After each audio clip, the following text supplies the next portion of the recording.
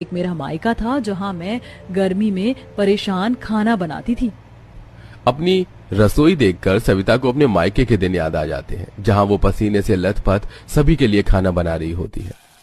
माँ, इस गर्मी में मिट्टी के चूल्हे पर खाना बनाकर किसी दिन मैं कहीं कोयले जैसी काली ना हो जाऊं, फिर देखना कोई मुझसे शादी नहीं करेगा। इसीलिए कहती हूँ एक टेबल फैन ले आओ ना।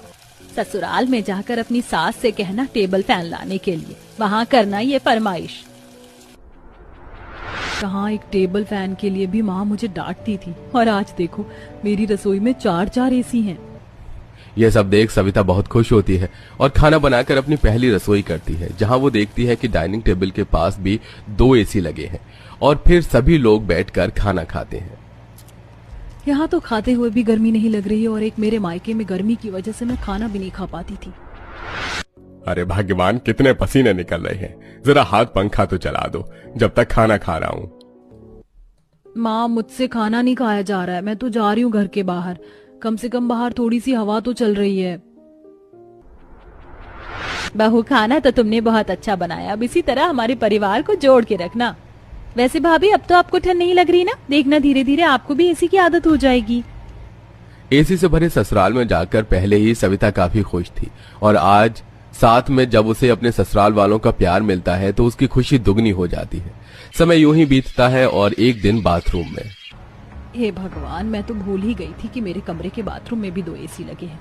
आज बाथरूम कितना ठंडा है, ऊपर से बाहर बारिश भी हो गई। मुझे तो एसी चलाना भी नहीं आता, कैसे बंद करूं? घर में भी कोई नहीं है। एक काम करती हूँ, आज गर्म पानी से नहा लेती हूँ।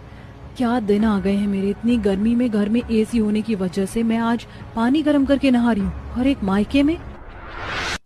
माँ, ये पानी तो भट्टी की तरह तप रहा है, तुम मेरे लिए एक बाल्टी पानी निकाल कर नहीं रख सकती थी? पूरे दिन में थोड़ा ठंडा तो होता। अब मुझे फिर से 10 रुपए की बर्फ लानी पड़ेगी।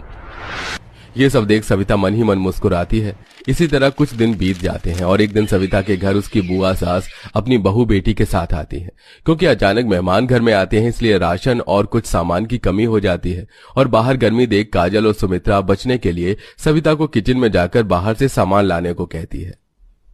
बहू, अनुज से बोल देती मैं चादर, तकिया, कुछ बर्तन, राशन का सामान, फल और तेरी बुआ जी की दवाई लाने को। पर वो क्या है ना कि वो रात में लेट आएगा, और तेरी बुआ जी की आदत है वो दूसरों के घर का सामान इस्तेमाल नहीं करती।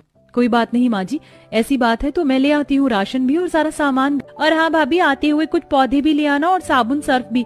दरअसल बुआ जी और उनकी बेटी बहू को पेड़ पौधे का बहुत शौक है, तो हम उनके कमरे में रख देंगे और वो लोग हाथ से कपड़े धोते हैं। कोई बात नहीं काजल, मैं सब संभाल लूंगी। सविता हंसी खुशी घर से बाहर जाती है और बाहर जाते ही